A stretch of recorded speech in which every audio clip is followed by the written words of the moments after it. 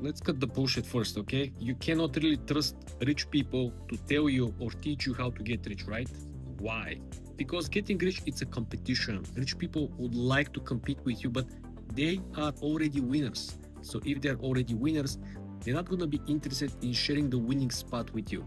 So you cannot really trust somebody to give you the special sauce they use to keep advantage over you. So who you actually listen? You cannot listen to broke people because they're not rich. They don't know how to get rich. So who you actually can listen on the subject matter and trust the process. Well, sure, it's fun to watch people trying to start a business, trying to make a side hustle. I try to make $10,000 this type of videos or type of content, or I try to survive creating a whatever selling services called calling for the next 24 hours. That's not really the people you can actually learn something from. The people who you can actually learn something from are people who already seeing some success. They made upwards of $500,000 revenue in their business. They're still working. They're owner operator, so they're not only running the business, they're also running the books, they're also running negotiation, the expansion. They're seeing the process and participate in the process every single day. They don't have much hires, they don't have much partners. These are the people that you can actually learn solid information because they're still doing it on a daily basis. So when they tell you something that they have done wrong, it's probably something that happened just recently, just now. So it's most recent information. And it's information from first hand. It's not something that they learn in the business school.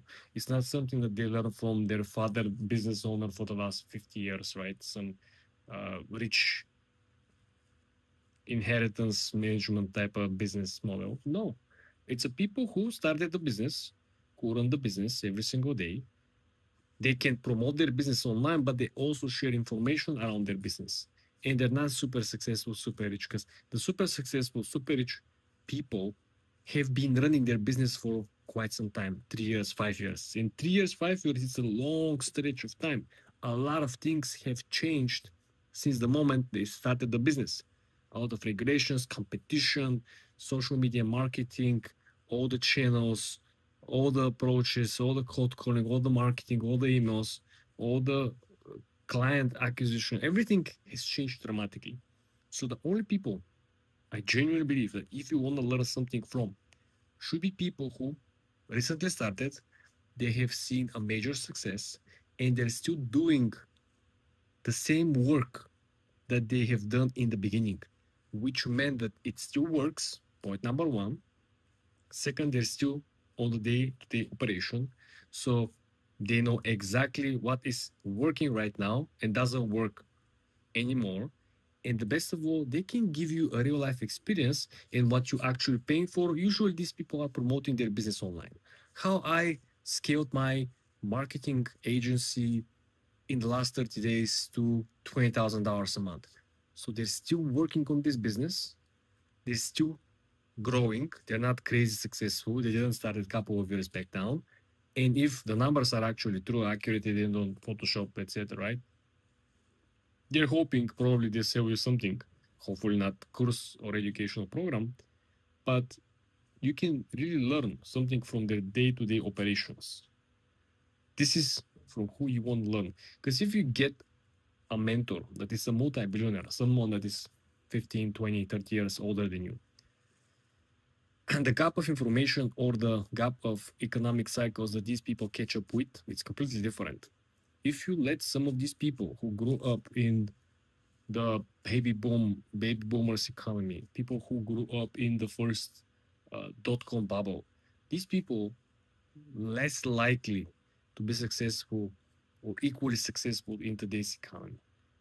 People who were making money very recently prior to the virus situation, they can't make the same money anymore. And it's very recent, like 5 years ago. This is how fast things are changing. This is how fast you want to open your game, change your game, and be very adequate on the changes on the market.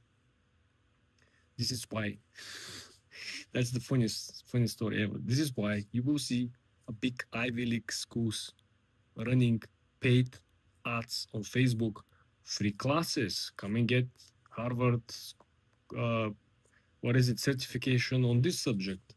come and get in this university and that university. Why?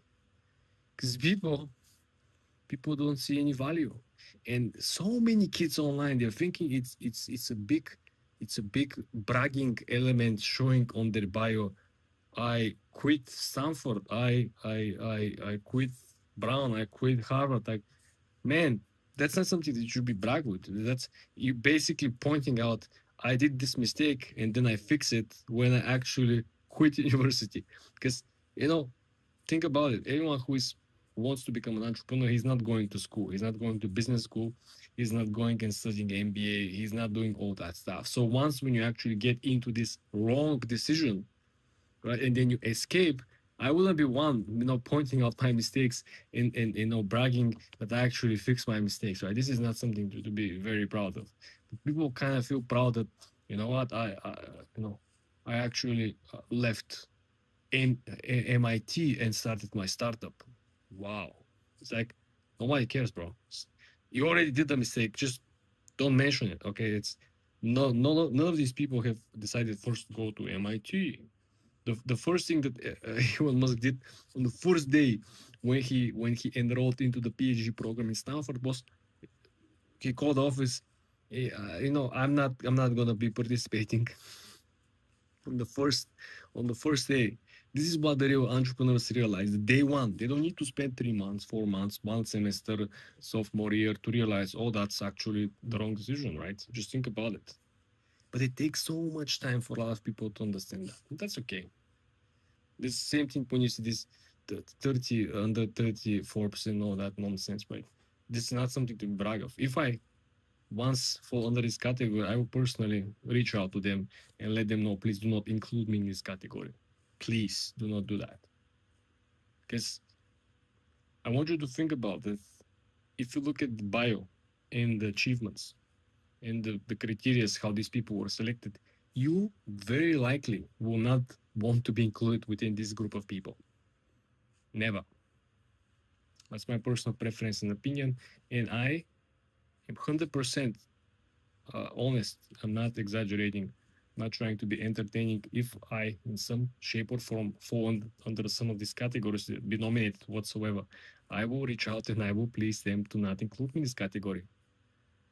Because when you're being shaped or framed as someone similar to other people, you're kind of losing your identity. And the identity is what people actually buy.